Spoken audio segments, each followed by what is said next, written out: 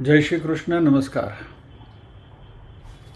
श्रीमद् भगवद गीता के अध्ययन की श्रृंखला में 10वें अध्याय विभूति योग के आज के सत्र में सभी स्वाध्यायों का स्वागत एवं अभिवादन ओंकार के नाद के साथ प्रार्थना करेंगे।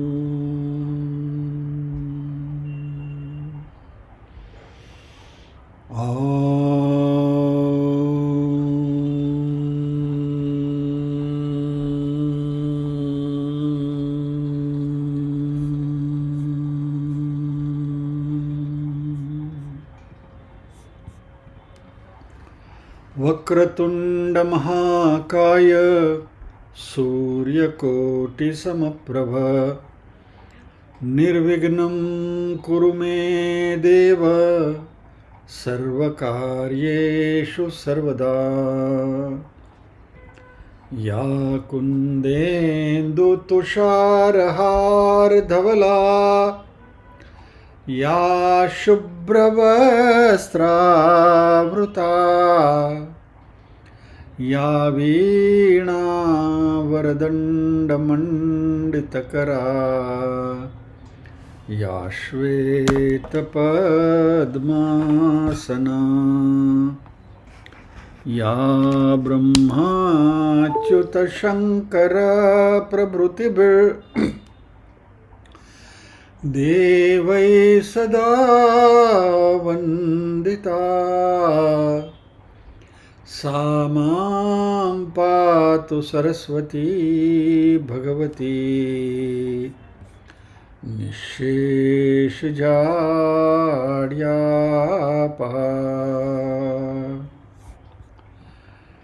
वसुदेवसुतं देवं कंसचाणूरमर्दनं देवकी परमानन्दं कृष्णं वन्दे जगद्गुरुम्। ॐ सहना भवतु सहनौ भुनक्तु सह वीर्यं करवावहै तेजस्विनावधीतमस्तु मा विद्विषावहै। ॐ शान्ति शान्ति शान्तिः। यत्र योगेश्वर कृष्णो यत्र पार्थो धनुर्धरः तत्र श्रीर्विजयो भूतिर्ध्रुवा नीतिर्मतिर्मम।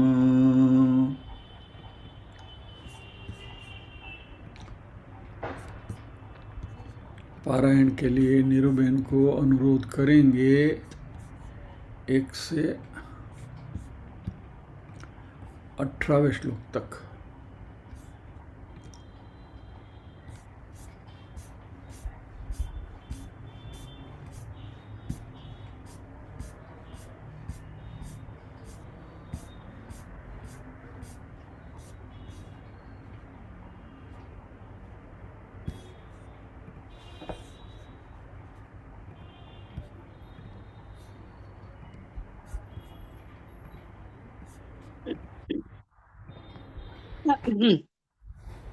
ओम श्री परमात्मने नमः। विभूति योगो नाम दशमोऽध्यायः। श्री भगवानुवाच भूय एव महाबाहो शृणु मे परमं वचः यत्तेऽहं प्रीयमाणाय वक्ष्यामि हितकाम्यया न मे विदुःसुरगणाः प्रभवन्न महर्षयः अहमादिर्हि देवानां महर्षीणां च सर्वशः यो मामजमनादिं च वेत्ति लोकमहेश्वरम् असम्मूढः समर्थ्येषु सर्वपापैः प्रमुच्यते निर्वेणु ले लो છો निर्वे ज्ञानमसम्मोह क्षमा सत्यन्दमशमः सुखं दुःखं भवो भावो भयं चाभयमेव च अहिंसा समता तुष्टिस्तपोदानं यशो यशः भवन्ति बाबा भूतानां मत्त एव पृथग्विदः महर्षयः सप्त पूर्वे चत्वारो मनवस्तथा मद्भावा मानसा जाता येषां लोक इमः प्रजः एतां विभूतिं योगं च मम यो वेत्ति तत्त्वतः सो विकम्पेन योगेन युज्यते नात्र संशयः अहं सर्वस्य प्रभवो मत्तः सर्वं प्रवर्तते इति मत्वा भजन्ते मां बुधा भावसमन्वितः मच्चित्ता मतगत्प्राणा बोधयन्तः परस्परं कथयन्तश्च मां नित्यं तुष्यन्ति च रमन्ति च तेषां सततयुक्तानां भजतां प्रीतिपूर्वकं ददामि बुद्धियोगं तं येन मामुपयान्ति ते तेषामेवानुकम्पार्थ महमज्ञानजं तमः नाशयाम्यात्मभावस्थो ज्ञानदीपेन भास्वता अर्जुन उवाच परं ब्रह्म परं धाम पवित्रं परमं भवान् पुरुषं शाश्वतं दिव्यमादिदेवमजं विभुम् आहुस्त्वां ऋषयः सर्वे देवर्षिर्नारदस्तथा असितो देवलो व्यासः स्वयं चैव ब्रवीषि मे सर्वमेतद्वृतं मन्ये यन्मां वदसि केशव न हि ते भगवन् व्यक्तिं विदुर्देवा न दानवः स्वयमेवात्मनात्मानं वेत्थत्वं पुरुषोत्तम भूतभावन भूतेश देवदेव जगत्पते भक्तुमर्हस्य शेषेण दिव्यायात्मभूतयः याभिर्विभूतिभिर्लोका निमस्त्वं व्याप्य तिष्ठसि कथं विद्यामहं योगिं त्वां सदा परिचिन्तयन् केषु केषु च भावेषु चिन्त्योऽसि भगवन्मया विस्तरेणात्मनो योगं विभूतिं च जनार्दन भूयः कथय तृप्तिरिः शृण्वतो नास्ति मे मृतम्। जय श्री कृष्ण बहन। जय श्री कृष्ण।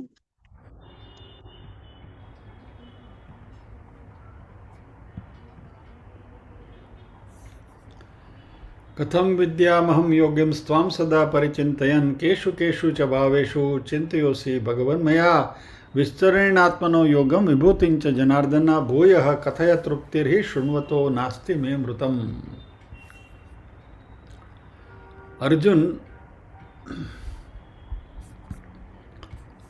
भगवान से विनती कर रहे हैं कि आपकी विभूति के बारे में मुझे आप बताइए।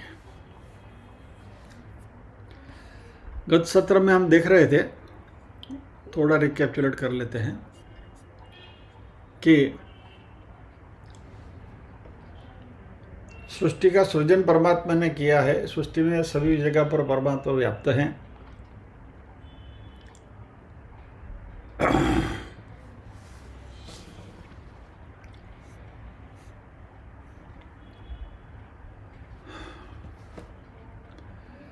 अर्जुन ये जानना चाहते हैं कि इस संसार में आपकी बहुत सारी विभूतियां हैं, आपके बहुत सारे रूप में हम आपका दर्शन कर सकते हैं।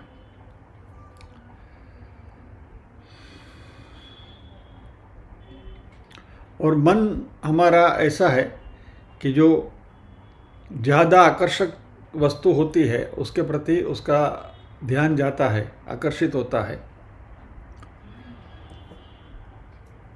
और ये सारा विश्व में कण कण में परमात्मा व्याप्त है, लेकिन यदि ध्यान करना है तो हम इस पूरे संपूर्ण विश्व के ऊपर इन टोटालिटी हम ध्यान नहीं कर सकते, क्योंकि हमारे माइंड की, बुद्धि की एक मर्यादा है, लिमिटेशन है। और हमारा मन जो है उसमें एक समय पर एक ही विचार आ सकता है, only one thing at a time we can think. हमारी आँखों में भी मर्यादा है, हम पूरा विश्व एक साथ नहीं देख सकते। मैं यहाँ देखूँ तो वहाँ नहीं देख सकता, वहाँ देखा तो यहाँ नहीं देख सकता। तो सब कुछ एक साथ देखना मुश्किल है। तो क्योंकि ये सब असंभव सा लगता है, पूरे विश्व को भांपना या तो उसका दर्शन करना, परमात्मा का विश्वरूप में इस तरीके से दर्शन करना मुश्किल है। तो इसके लिए हमें कोई प्रतीक चाहिए, सिंबल चाहिए। और उसके बारे में हमने कहा था गत सत्र में। मान लीजिए कि पूरे भारतवर्ष को हमें नमन करना है, तो हम क्या करते हैं, भारत का जो राष्ट्रध्वज है उसको हम सलामी देते हैं। तो भारत का राष्ट्रध्वज जो है वह हमारे राष्ट्र का प्रतीक है।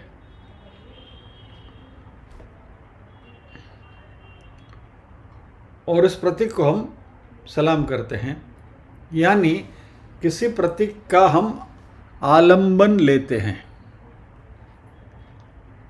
एतत् आलंबनम श्रेष्ठम एतत् आलंबनम परम। आलंबन यानी कोई एक ठोस वस्तु जो इस विश्व में, पूरे विश्व में व्याप्त परमात्मा है, उसको रिप्रेजेंट करे। और ये आलंबन दो प्रकार के होते हैं, यह बात करते हुए हमने गत सत्र को विराम दिया था। और करीब करीब इस बात को 1 महीना हो गया है, क्योंकि the date in front of me is 20 December 2025। साल भी बदल गया, महीना भी बदल गया, और हमारे दिमाग से पूरा वाइप ऑफ हो गया है। एनीवे, तो ये जो आलंबन जो है, प्रतीक जो है, आलंबन दो प्रकार के होते हैं, एक प्रतिमा आलंबन और दूसरा प्रतीक आलंबन। प्रतिमा आलंबन में मनुष्य के देह के जैसा स्वरूप होता है, हाथ पैर, आँख नाक कान वगैरह, जैसे राम जी, भगवान कृष्ण की मूर्तियाँ हमारे सामने हैं, जो भी परमात्मा की जो भी सारी मूर्तियाँ हमारे सामने हैं, वह सारे प्रतिमा आलंबन है।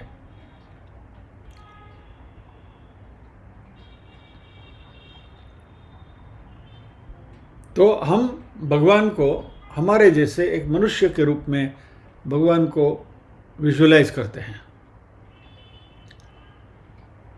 हालांकि पूरी सृष्टि में जो व्याप्त परमात्मा है उसको मात्र एक स्वरूप में सीमित करना मुश्किल है, लेकिन जैसे राष्ट्रध्वज को हम सलामी देते हैं, वैसे एक किसी भी प्रतिमा को हम परमात्मा के रूप में उनका यजन करते हैं।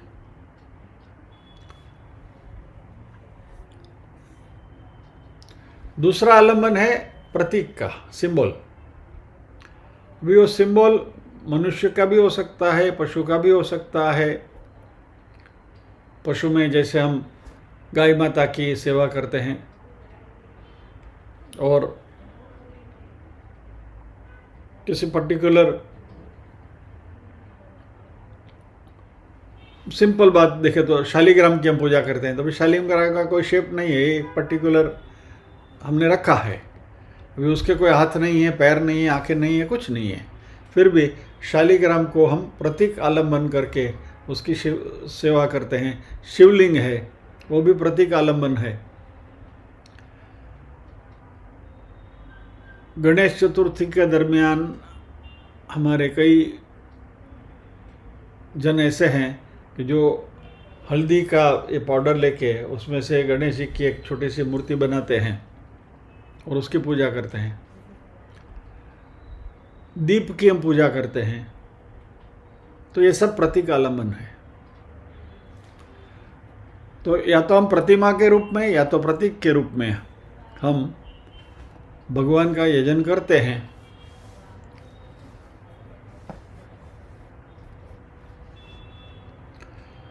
वैसे हम किसी व्यक्ति को भी आलंबन के रूप में लेकर उनकी पूजा कर सकते हैं। लेकिन यदि हमने किसी व्यक्ति को ऐसा कहा कि हम आपको परमात्मा के स्वरूप में देखते हैं और हम आपकी पूजा करते हैं, तो उस व्यक्ति का तो अहंकार कहाँ का कहाँ पहुँच जाएगा। अरे ओ देख, I am considered as a god. तो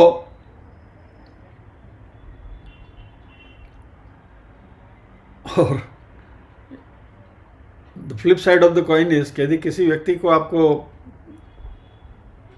परेशान करना है तो स्टार्ट फ्लैटरिंग दैट पर्सन। उसके सामने उसके गुणगान गाना शुरू करो। अरे भाई ये आदमी तो ऐसा है, इतने बड़े हैं, बुच्च ये है वो है। फूले नहीं समाएंगे। और ईगो की हवा आप जितनी भरनी है उतनी भर सकते हैं। एनीवे, लेकिन हमने इस आलंबन का भी स्वीकार किया है। शास्त्रों ने हमें कहा है मातृदेवो भव, पितृदेवो भव, गुरुदेवो भव। तो मनुष्य के रूप में भी हम आलंबन का स्वीकार करते हैं। अभी अर्जुन को इन आलंबनों की सूची चाहिए। He wants a list of these आलंबन्स। अर्जुन कहते हैं कि कृष्ण, ये काम मैं भी कर सकता हूँ, लेकिन मुझे आपकी मदद चाहिए। I want you to help me. और यह बात अर्जुन 17वें श्लोक में कहते हैं, कथम विद्यामहं योगिन त्वां सदा परिचिन्तयन् केषु केषु च भावेषु चिन्त्योऽसि भगवन्मया।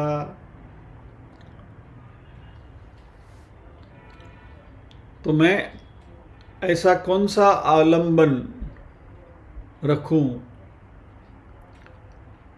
जिसकी मदद से, कौन कौन से भाव से मैं आपका यजन कर सकूं, आपके बारे में सोच सकूं, आपके बारे में मेडिटेशन कर सकूं, ध्यान कर सकूं।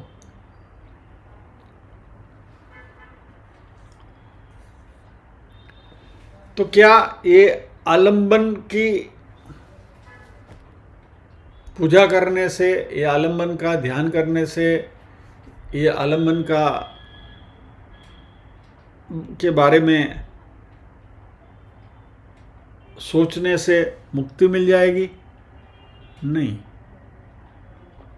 ये जो पूरी प्रोसेस है, इसको अभी हम सीधा सीधा मूर्ति पूजा भी कह सकते हैं कि ये जो मूर्ति पूजा की जो प्रोसेस है, एक प्रकार की उपासना है। और इस उपासना से हमारा मन जो है वो विस्तरित होता है और माइंड विल एक्सपांड, और हम परमात्मा को सभी जगह पर देखने के काबिल हो जाएंगे। मान लीजिए कि आप ऋषिकेश या हरिद्वार गए, सामने गंगा जी बह रही हैं। अभी सुंदर मनोहर दृश्य है, लेकिन हम गंगा में सीधे ही ऐसे ही नहाने के लिए गए हैं, तो सीधे like any other swimming pool or any other river, we will not jump into Ganga just like that. वहाँ खड़े रहेंगे, प्रोक्षण करेंगे, नमस्कार करेंगे और फिर धीरे से गंगा में प्रवेश करेंगे। तो क्या किया हमने? वहाँ गंगा जी में उस पवित्र परमात्मा का हमने दर्शन किया।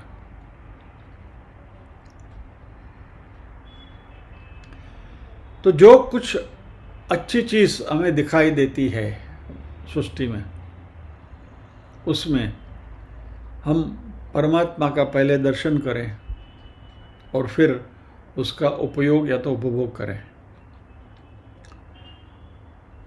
खाने की चीज़ भी, मान लीजिए कोई सामने बहुत अच्छी वानगी हमारे सामने है, हमारे में तो ये है कि भाई भोजन परोसा जाए, पूरी थाली जब तक परोसी नहीं जाए तब तक तो हम खाना शुरू नहीं करते हैं। प्रार्थना करते हैं हम वैश्वानर भूत्वा प्रणिनाम देवाश्रिता वगैरह वगैरह, और फिर बाद में हम भोजन लेना शुरू करते हैं।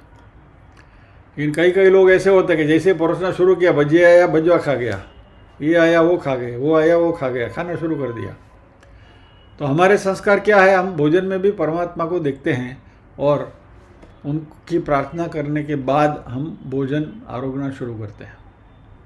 यानी ये आलम्बन से परमात्मा को सभी जगह पर देखने की हमारी जो दृष्टि है वो दृष्टि विस्तरित होती है। तो अर्जुन देव भगवान से 17वें श्लोक में विनंती करी कि प्रभु आप ही कहिए कि मैं आपको किस किस भाव से आपकी भक्ति करूं, तो किस किस रूप में मैं आपको देखूं। और 18वें श्लोक में अर्जुन भगवान से कहते हैं विस्तरेणात्मनो योगम विभूतिंच जनार्दन भूय कथय तृप्तिर्हे शृण्वतो नास्ति मे मृतम। आप हे कृष्ण, आप अपनी विभूति के बारे में विस्तार से बताइए, क्योंकि उसको सुनने से मैं बार बार उसको सुनना चाहता हूँ, उसके बारे में सुनते हुए मेरी तृप्ति नहीं होती है। तो अर्जुन ने शुरुआत कहाँ से करी, 12वें श्लोक से भगवान की पहले थोड़ी खुशामद करी, ग्लोरीफाइड, कृष्ण को ग्लोरीफाई किया और सोचा कि अभी भगवान खुश हो गए हैं। कहते हैं खुशामद खुदा को भी प्यारी है। तो फिर अर्जुन ने धीरे से परमात्मा से कहा परब्रह्म परम धाम पवित्रम परमम भवान शाश्वतम आदिदेव वगैरह सब करके धीरे से भगवान से कहते हैं हे जनार्दन। जनार्दन यानी जन आर्दन, जिसको सब खोजते हैं, who is sought after by everyone, most wanted person। wanted ये पुलिस की भाषा में wanted नहीं, लेकिन जय ही अर्च्यते यज्यते इति जनार्दन। अर्ज यानी बेगिंग, मांगना। जन अर्जन यानी वह परमात्मा जिसको सभी लोग मांगते हैं। प्रभु मैं आपके पास आपकी कृपा मांगता हूँ, आपकी भीख मांगता हूँ। और इस प्रकार की भक्ति जो है भक्तों की, उसका जो स्वीकार करते हैं वह जनार्दन। अर्जुन ने यहाँ कृष्ण को जनार्दन शब्दों से संबोधित किया। ये जनार्दन कथय, कहिए, आप बताइए, एन्यूमरेट, नरेट करिए। आत्मनः योगम यानी आपकी जो योग शक्ति है, याद करिए वो शब्द पोटेंशियलिटी, यानी पनपने की शक्ति, क्रिएटिंग पावर, मैनिफेस्टेशन पावर, यानी वह पोटेंशियल शक्ति जिसमें से वो सृष्टि का सृजन करते हैं या तो सृष्टि के रूप में हमारे सामने दिखाई देते हैं। अच्छा, हमने इस बात पर चर्चा करी थी कि किसी भी पेड़ का जो बीज होता है उसमें वो पेड़ को पनप कर पेड़ बनने की क्षमता है, बराबर है। फॉर एग्जाम्पल वट वृक्ष है, बनियान ट्री है, तो उसका सीड है, उसको आप छोटा सा है, लेकिन उसको यदि आपने बोया तो उसमें से बड़ा वटवृक्ष बन सकता है।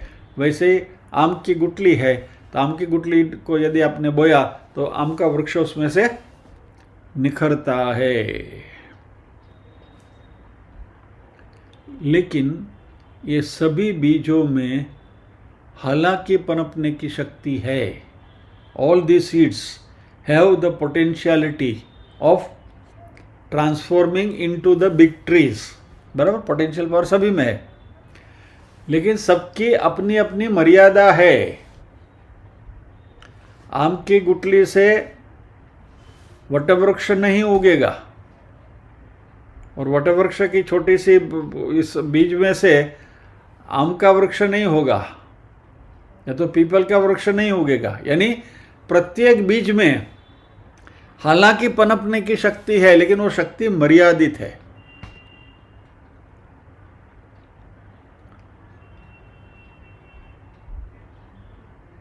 आम की गुठली बोओगे तो नारियल का वृक्ष नहीं बनेगा, उगेगा।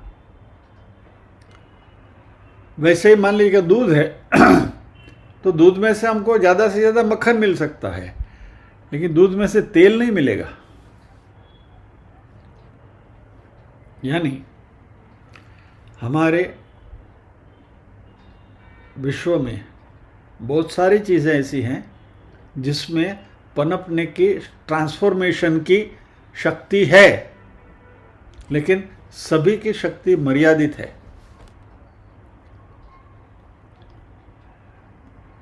मनुष्य में भी शक्ति है। मनुष्य के बीज से मनुष्य ही बनता है, उसमें से घोड़ा नहीं बनेगा, गधा नहीं बनेगा। बराबर, मनुष्य स्वयं घोड़ा गधा बन सकता है, अलग बात है, लेकिन मनुष्य के बीज से मनुष्य ही पैदा होगा। तो every seed, what point that we are trying to drive home is कि प्रत्येक बीज किसी भी स्वरूप में हो, उसमें हालांकि पनपने की शक्ति है, ट्रांसफॉर्मेशन की शक्ति है, लेकिन सबकी अपनी अपनी मर्यादा है, और वो उसी मर्यादा में ही वो बीज पनप सकता है। हालांकि भगवान में इनफाइनाइट पोटेंशियल है, भगवान कुछ भी बन सकते हैं। इनफैक्ट इस पोटेंशियलिटी सो ग्रेट कि पूरे विश्व के रूप में हमें दिखाई दे रहे हैं। बराबर, तो ये भगवान की क्षमता है। ये हमें मालूम है, आकाश संभूत, भगवान पहले स्पाइस आकाश बने, क्योंकि आकाश बनना ज़रूरी है। कुछ भी बनने के लिए स्पेस तो चाहिए। फिर बाद में आकाशात वायु, वायु अग्नि, अग्निरापा वगैरह वगैरह। आकाश में से वायु, वायु में से अग्नि, अग्नि में से जल, जल में से पृथ्वी वगैरह सब हो गया।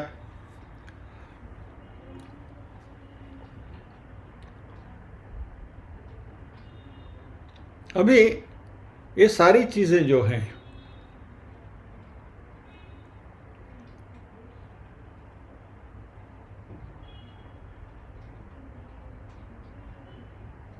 उसको हम देख नहीं सकते,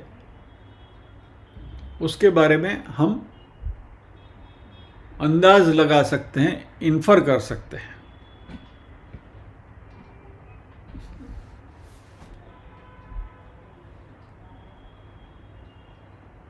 अभी मान लीजिए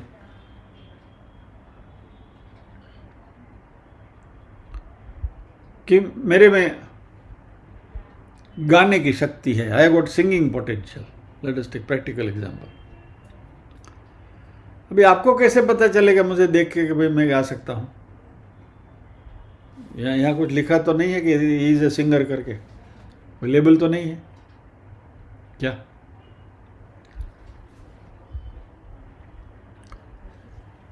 तो मेरे चेहरे पर देखकर आप अंदाज़ा नहीं लगा सकते कि मैं गा सकता हूँ।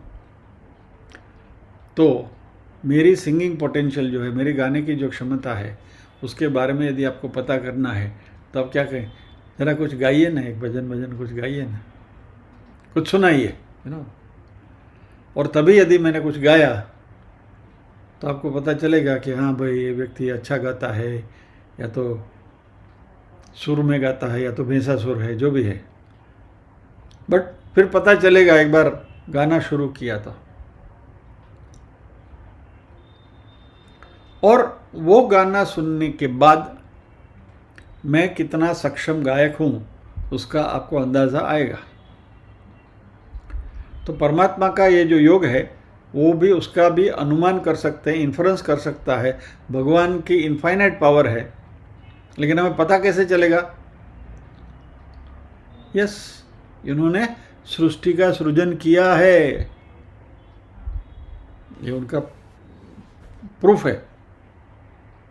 यानी ये पूरा विश्व जो है परमात्मा की हस्ताक्षर है, सिग्नेचर है।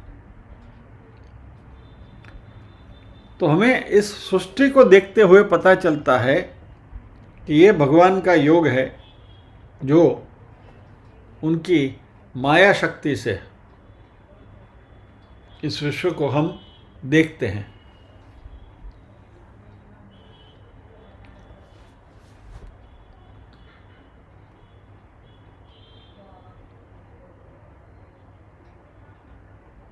माया के बारे में तो हम विवेक चूड़ामणि में भी चर्चा कर रहे हैं, तो जस्ट खाली उसका एक पहलू को देख लेते हैं। माया त्रिगुणात्मक है, भगवद गीता में भी हम देख चुके हैं, देवी ऐसा गुणमयी मम माया दुरत्य। तो 3 गुण जो है, यानी it is like a 3 phase cable, बराबर, रेड येलो ग्रीन।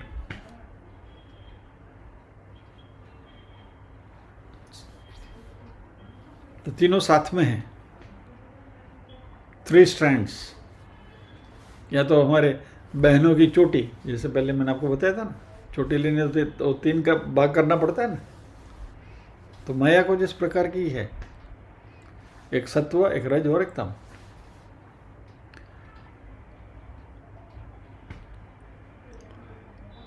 गुणानाम मिश्र इत्यर्थ, माया में ये पोटेंशियल है।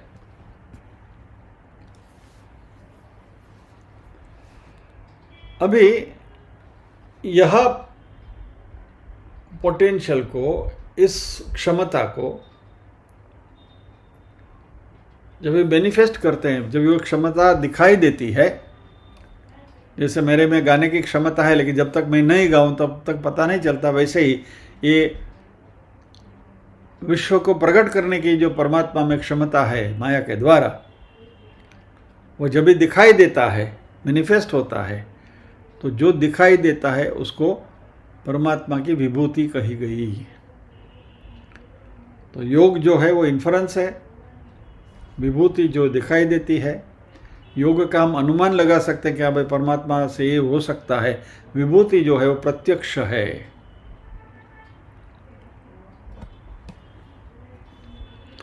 योगम विभूतिम च कथय, यानी हे प्रभु, आप आपका योग यानी कि पोटेंशियलिटी, क्रिएटिव पावर, और जो आपने बनाया है उसके बारे में कथय, कहिए। कैसे? विस्तरेण, इलेबोरेटली।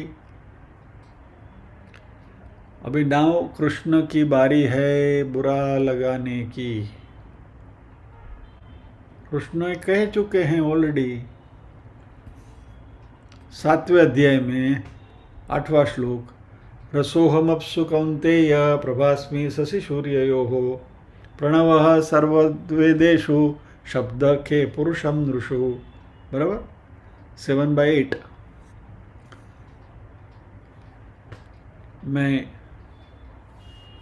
ओमकार हूँ वेदों में, मैं सूर्य चंद्र का प्रकाश हूँ, ये सब भगवान 7वें अध्याय में कह चुके हैं।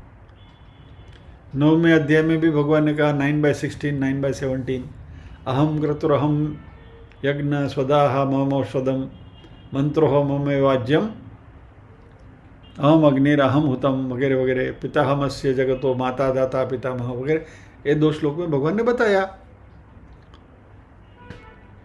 अभी शिक्षक ने सब कुछ समझा दिया, पूरा पाठ, और फिर विद्यार्थी कहे कि ये ज़रा दोबारा बताइए, तो शिक्षक को कैसा लगेगा? मान लीजिए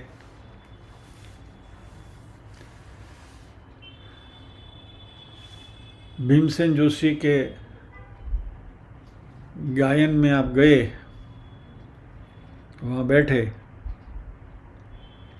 और उन्होंने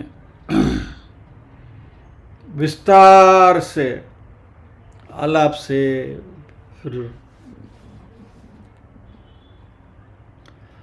वो पूरा भजन उन्होंने सुनाया। जो भजे हरि को सदा, जो भजे हरि को सदा, सो ही परम पद पाएगा। और उसको विस्तार से उसमें आकार, तान, ये सब जो भी मुर्किया सब लेकर आधा पौना घंटा भजन सुनाया। फिर बाद में आप भीमसेन जी से जाके कहेंगे कि पंडित जी आपने बहुत अच्छा गाया, बहुत अच्छा, बहुत आनंद आया, अभी एक भैरवी सुना दीजिए। भीमसेन जी के पौने घंटे से भैरवी ही गा रहा था मैं लल्लू, तो कैसा लगेगा? तो कृष्ण ने अपने बारे में बहुत कुछ कहा और अभी अर्जुन कहते हैं कि प्रभु मैं आपकी विभूति के बारे में आपके श्रीमुख से सुनना चाहता हूं। 7वें और 9वें अध्याय में भगवान ने यही बात कर दी है।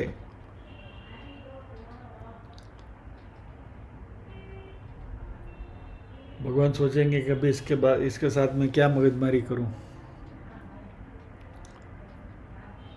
लेकिन अर्जुन भी बहुत होशियार हैं, सक्षम है। उनके भी मन में आया कि ये मैं ऐसा ही सीधा बोला डांडा नहीं जब पूछ ही लूँ तो परमात्मा को भी बुरा लगेगा। इसलिए अर्जुन भी उसको थोड़ा शुगर कोटिंग करके भगवान को विनंती कर रहे हैं, भूय कथय, हे कृष्ण आपने ये सब मुझे बताया है लेकिन फिर से कहिए। ये मैं नए सिरे से नहीं आपसे कहने को नहीं कह रहा हूं, आप ऑलरेडी बता चुके हैं, बट भूय कथय, please tell me again. Repetition, पहले देसी नाटक समाज वगैरह जो ड्रामा हुआ करते थे ना, तो उसमें किसी मराठी स्टेज पर भी नाटक होते थे, तो जब भी किसी एक्टर ने बहुत अच्छा एक्ट किया तो वंस मोर मिलता है ना उनको, कोई अच्छा गाना हो गया तो वंस मोर। और कभी कभी तो ऐसा होता है कि कोई मृत्यु का सीन होता है, वो आदमी ऐसा झूठी झूठी पिस्तौल की आवाज़ से फट करके गिर जाता है, वहाँ भी पब्लिक वंस मोर उसको देते, तो खड़ा होकर वापस वो सीन इनेक्ट करता है वंस मोर। तो यहाँ अर्जुन कृष्ण से कह रहे प्रभु वंस मोर, आपकी विभूति जो है उसके बारे में मुझे दोबारा सुनना है। प्रभु वंस मोर भूय कथय। और ये मैं वंस मोर क्यों कह रहा हूं उसका भी अर्जुन भगवान को रीजन बताते हैं, उसका कारण बताते हैं। अर्जुन भगवान को नाराज नहीं करना चाहते, लेकिन एक मिनट जरा श्लोक के ऊपर दृष्टिपात कर लेते हैं।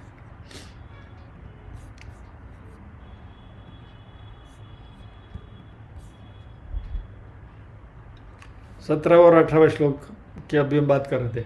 कथम विद्यामहम योग्यम स्वाम सदा परिचिंतयन केषु केषु च भावेषु चिंतयोसि भगवन्मया।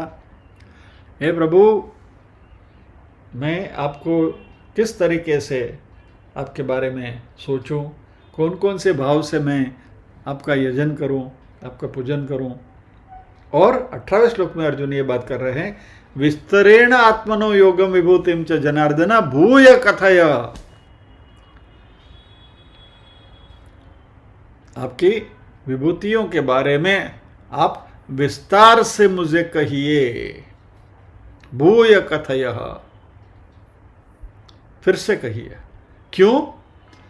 तृप्तिर्हि शृण्वतो नास्ति मे मृतम, यानी क्योंकि तृप्ति ही शृण्वतो नास्ति, मेरी सुनते सुनते तृप्ति नहीं होती, I am not getting satiated.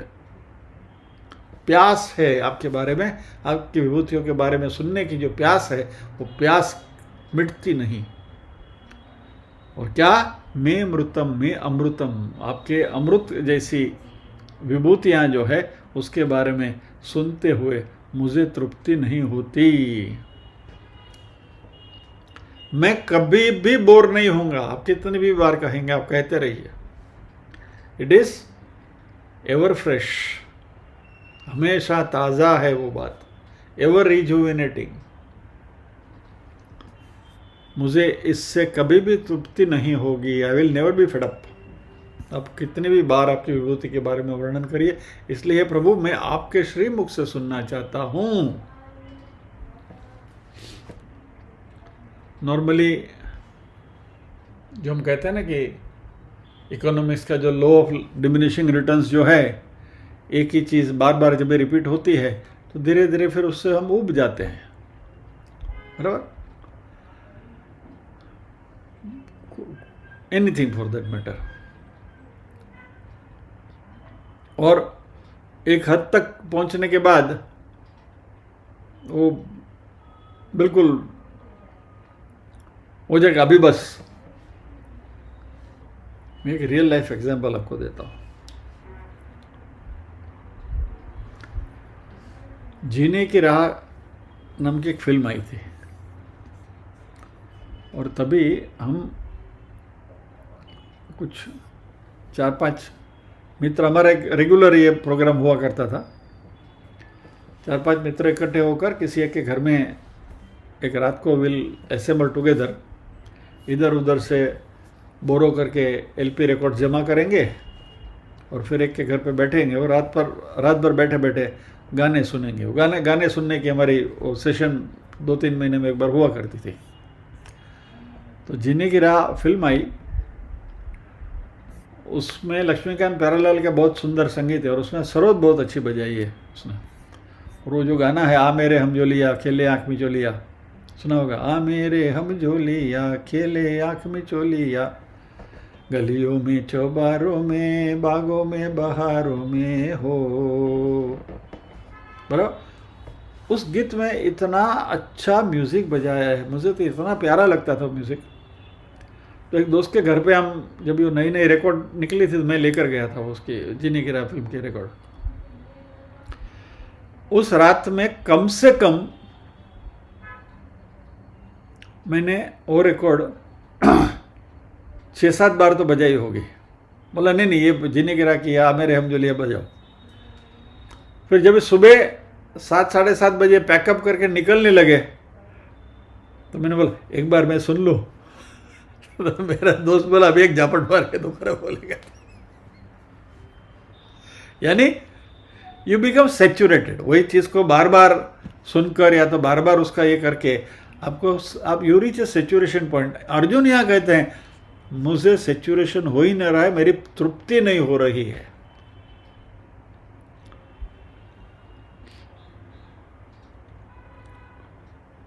ईश्वर की विभूति का जो श्रवण है, कितनी बार भी आप सुनते रहो, वो हमेशा ताज़ा लगती है और सुनते सुनते तृप्ति नहीं होती, क्योंकि ये अमृत तुल्य है।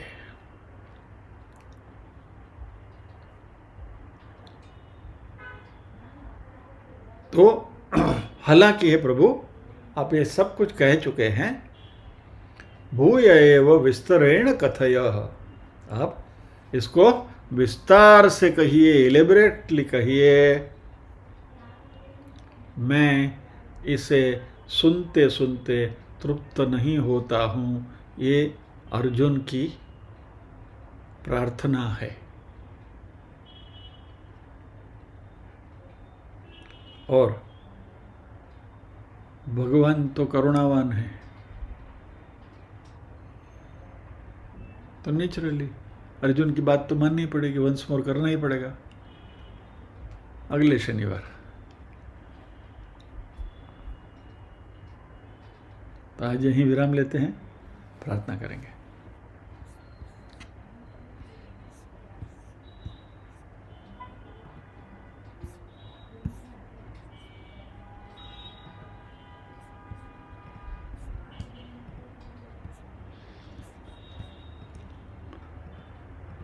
ओम असतो मा सद्गमय तमसो मा ज्योतिर्गमय मृत्योर्मा अमृतंगमय। सर्वेषां स्वस्तिर्भवतु, सर्वेषां शान्तिर्भवतु, सर्वेषां मङ्गलं भवतु, सर्वेषां पूर्णं भवतु। लोकाः समस्ताः सुखिनो भवन्तु, लोकाः समस्ताः सुखिनो भवन्तु। नाहंकर्ता हरिः कर्ता, हरिः कर्ता हि केवलम्। ओम शांति शांति शांति ही। सभी के हृदय कौल में विराजमान परम कृपालु परमात्मा को वंदन करते हुए आज के सत्र को विराम देते हैं। अगले शनिवार फिर मिलेंगे। जय श्री कृष्ण।